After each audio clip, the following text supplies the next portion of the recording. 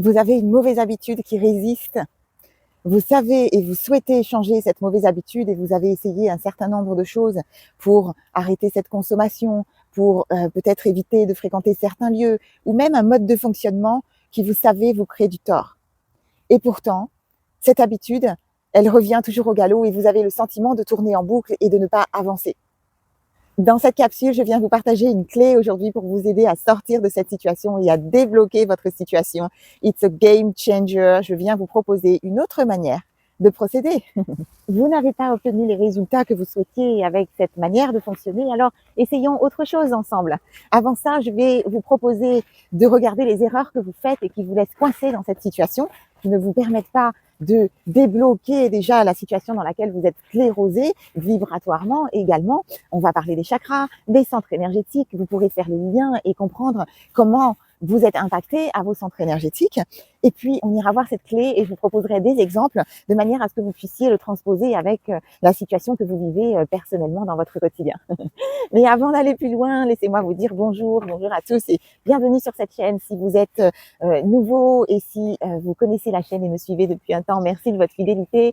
Je suis Aurélie Yenda, thérapeute énergéticienne et je vous accompagne à transformer vos challenges en joie. Aller vers cette joie véritable et pouvoir faire un retour vers soi, vers la personne que vous êtes vraiment et celle que vous avez décidé d'incarner dans cette vie que nous vivons tous sur cette planète.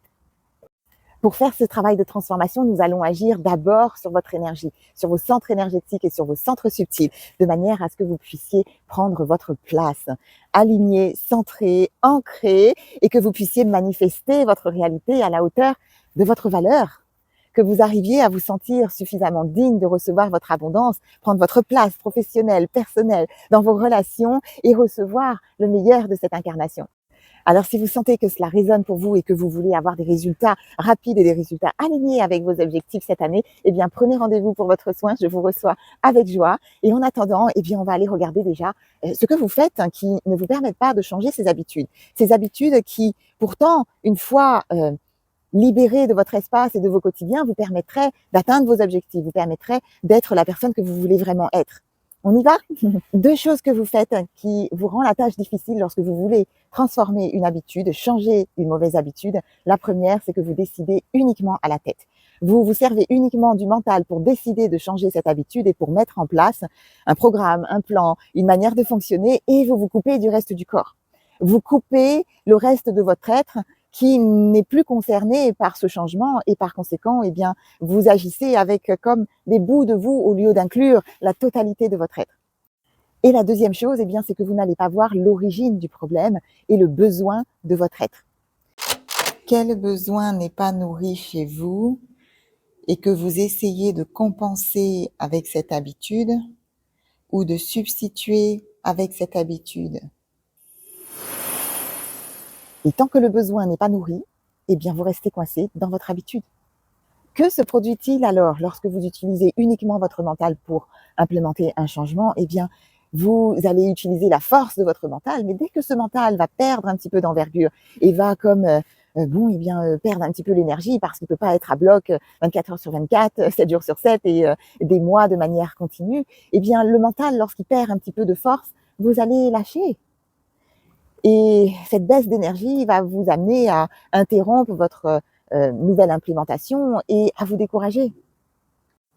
Pour implémenter un nouveau changement, il faut de la sécurité. Le changement génère de l'insécurité à votre premier chakra, premier centre énergétique situé à la base de votre colonne vertébrale, au coccyx. Et dans la mesure où vous avez de l'insécurité aux racines, eh bien le mental prend le relais et il a les rênes pour vous emmener là où il souhaite. Son rôle est de vous protéger. Donc, qu'est-ce qu'il va faire? Il va vous concentrer sur les dangers et les peurs. Donc, vous activez les peurs. Et plus il y a de peur, et plus vous avez de la réticence à faire des pas en avant et à agir. Et à ce moment-là, vous bloquez votre troisième chakra, au plexus solaire, qui ne va pas vous permettre d'aller dans l'action. Il est donc fondamental de prendre soin des racines, de son ancrage et de rester connecté à l'ensemble de son corps, dans ses jambes et pas simplement à la tête. Ce travail doit impliquer la totalité de votre être, autrement, et vous allez vous essouffler.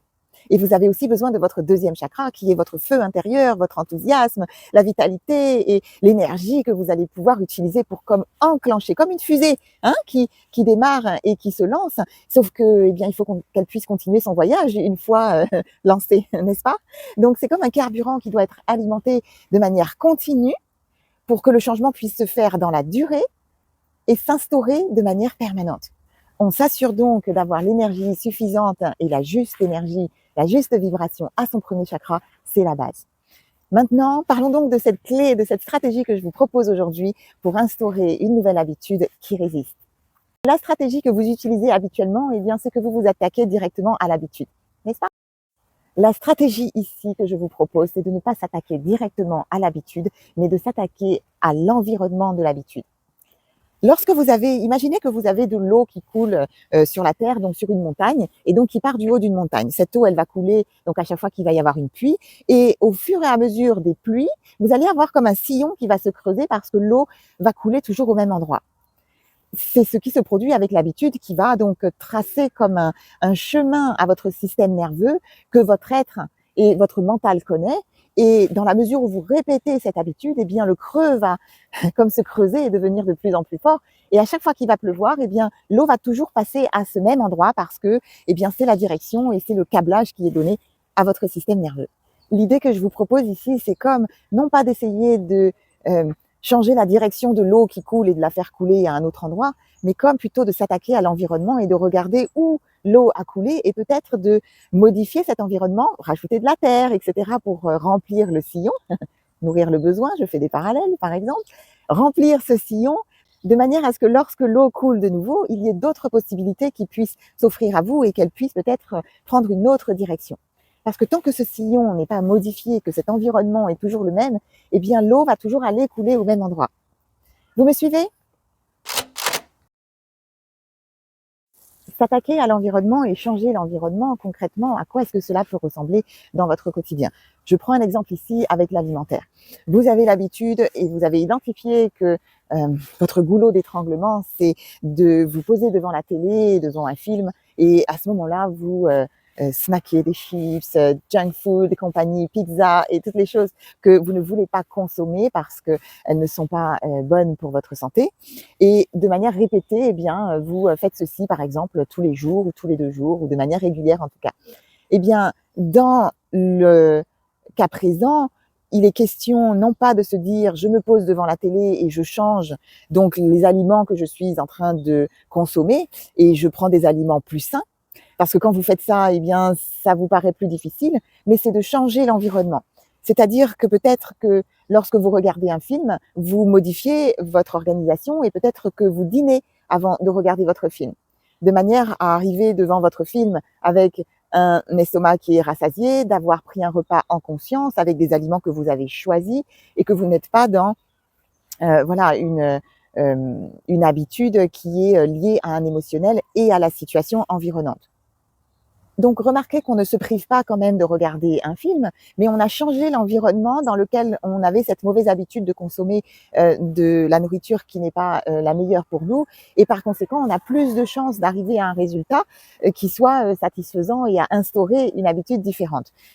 Il va être aussi important de pouvoir remplacer cette habitude par une autre parce que la vie n'aime pas le vide. Ce qui veut dire qu'une fois que vous avez terminé votre repas, eh bien, vous allez peut-être regarder votre film et pour ne pas rester comme dans le vide, votre cerveau va comme chercher l'habitude qu'il connaissait, eh bien, vous la remplacez par une autre habitude, par autre chose que vous faites pendant votre film.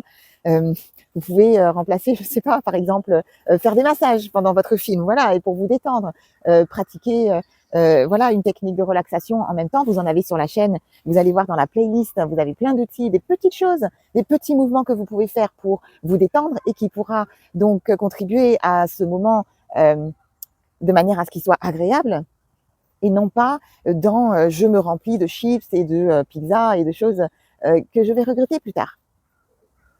Un autre exemple, si vous avez l'habitude d'acheter beaucoup de gâteaux, de sucrés lorsque vous faites vos courses alimentaires et que vous avez du mal à vous retenir. Peut-être que vous pouvez envisager de faire vos courses en ligne. Vous aurez un peu plus de contrôle sur ce que vous achetez parce que lorsque vous êtes dans le magasin, c'est difficile de résister. Ou alors, vous changez le moment où vous allez faire vos courses, de choisir un moment où vous êtes détendu, reposé, pas forcément après à votre journée de travail où vous allez mettre toute votre frustration dans ces achats et pas forcément d'essayer de libérer cette frustration en achetant des choses et en rassemblant donc des choses sucrées pour essayer de remonter votre niveau de dopamine et votre joie intérieure.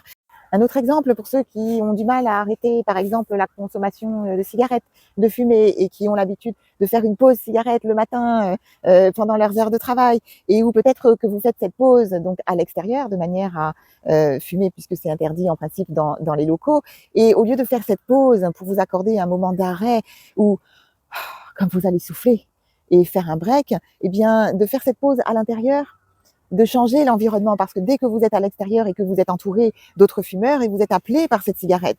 Et donc c'est beaucoup plus difficile lorsqu'on est tenté parce qu'on voit par mimétisme les autres autour de nous faire quelque chose qu'on connaît déjà et qu'on avait l'habitude et par conséquent on tombe dans le même panneau. Ou alors peut-être d'éviter d'aller faire votre pause avec la personne la plus négative de l'open space et qui va à ce moment-là vous déverser toute la toxicité possible et tous les problèmes de la terre et qui finalement contribue à votre stress à ce moment-là et ne vous permet pas de faire cette pause de manière apaisée. Et donc, regardez qu'on ne s'est pas attaqué à l'habitude directement, mais à l'environnement. Je change l'endroit où je vais faire ma pause, je change les gens qui m'entourent pendant cette pause, etc., etc. Idem, un autre exemple pour les consommations d'alcool. Quand vous avez l'habitude d'aller en after work après chaque fin de journée de travail, de rencontrer certains amis à ces moments-là, donc dans des bars ou dans des cafés autour de votre bureau, et bien peut-être d'envisager de rencontrer ces amis à un autre moment. Que vous savez que ces amis ont une bonne descente et consomment énormément d'alcool et que vous avez tendance à être influencé, eh bien c'est peut-être de proposer de les rencontrer à un autre moment, dans l'après-midi, le week-end. C'est peut-être un peu plus facile de ne pas consommer d'alcool en après-midi dans un café et peut-être d'organiser une autre activité qui ne va pas vous amener à être dans la consommation. Et peut-être aussi se poser la question si ces fréquentations sont toujours justes pour vous.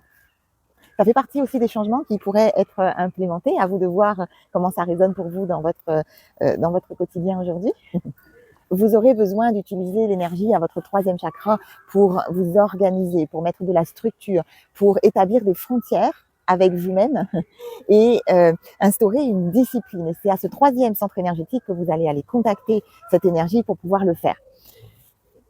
Une petite astuce ici que je vous propose quant aux réseaux sociaux, quand personnellement je me vois peut-être prendre mon téléphone et je suis tentée d'aller sur les réseaux sociaux pour une raison ou pour une autre et que je sais que ce n'est pas bien pour moi et que cela ne va pas m'apporter des choses positives, eh bien je change l'environnement. Au lieu de rester assise sur ma chaise ou alors de m'allonger sur mon canapé avec mon téléphone, je change l'environnement. Vous savez ce que je fais? Je me mets en squat profond. Vous savez? Donc, pas les squats que vous faites à la gym, mais je me mets dans une position qui est une position de repos pour le corps et qui a des bénéfices pour le corps. Et donc, en squat profond, et je prends mon téléphone et je regarde ce que j'avais envie de regarder parce que c'est tentant. Et que, eh bien, la nature humaine fait qu'on est tenté, effectivement, à certains moments, de consulter nos téléphones parce qu'ils sont programmés pour ça, pour être des objets addictifs. Donc, je change l'environnement parce que si je me mets sur mon canapé, c'est la fin. Je vais y rester un temps indéterminé et c'est beaucoup plus difficile de se relever après et de repartir sur autre chose. Donc, je me mets dans un squat profond. Je vous garantis que ça dure pas une demi-heure. Je ne reste pas dans un squat profond pendant une demi-heure parce que ça demande un effort au corps et c'est une position que je peux pas tenir aussi longtemps. Donc, ça me permet de ne pas m'ancrer dans cette habitude et de scléroser là ce moment et de perdre un certain temps dans ma journée que je pourrais mettre à profit pour vous faire une capsule, par exemple. Rappelez-vous que la répétition est fondamentale et c'est pour ça que vous allez avoir besoin de l'énergie à votre troisième chakra pour mettre de la structure, de l'organisation, pour planifier et que vous ne pouvez pas faire ça simplement au mental. Il vous faut aller utiliser cette énergie au creux de votre ventre. Et cela va être également important parce que vous allez avoir besoin de protéger votre troisième chakra. Pourquoi? Parce que si vous mettez en place une nouvelle habitude et que vous n'arrivez pas à la tenir dans la durée et qu'à partir d'un certain moment, eh bien, vous vous écroulez et vous retournez aux habitudes précédentes, vous allez vous décourager. Vous allez vous sentir nul, pas capable. et vous commencez à alimenter cette autocritique et ce jugement de vous-même, et ça vient complètement déréguler votre troisième chakra qui ne va pas pouvoir vous soutenir pour la suite. Donc, il y a à la fois utiliser les ressources disponibles à son troisième chakra et s'assurer de pouvoir donc faire les choses de manière à soutenir ce changement dans la durée. Autrement, cela va vous coûter très cher, et une fois que vous dérégulez votre troisième chakra et que vous manquez de valeur de vous-même et que vous manquez de confiance en vous, cela va être plus difficile par la suite. Donc la répétition est fondamentale pour créer un nouveau sillon à votre système nerveux pour cette nouvelle habitude. Et c'est tout ce que je vous souhaite, de pouvoir la mettre en place de manière pérenne. Dites-moi dans les commentaires l'habitude que vous essayez de changer, peut-être celle qui a résisté et peut-être les difficultés que vous rencontrez. Je serais contente de vous lire. Et dites-moi si de changer cette habitude d'environnement, cette modification de l'environnement vous permet d'avancer dans la mise en place de cette transformation. Je serais contente de le savoir aussi. Vous avez une capsule que je vous invite à écouter sur effectivement comment changer l'habitude, avec des astuces que vous pouvez mettre en place justement pour accompagner ce changement et pour comprendre ce qui se joue également à vos chakras. Je vous mets donc la vidéo sur l'écran que vous pouvez consulter, et je vous remercie pour l'heure de votre présence sur la chaîne et de votre écoute aujourd'hui. C'était Aurélie Enda, thérapeute énergéticienne sur To Be Your Joy. Pensez à vous abonner si vous n'êtes pas encore abonné pour recevoir les nouvelles capsules, et en attendant la prochaine vidéo, comme toujours, prenez soin de vous.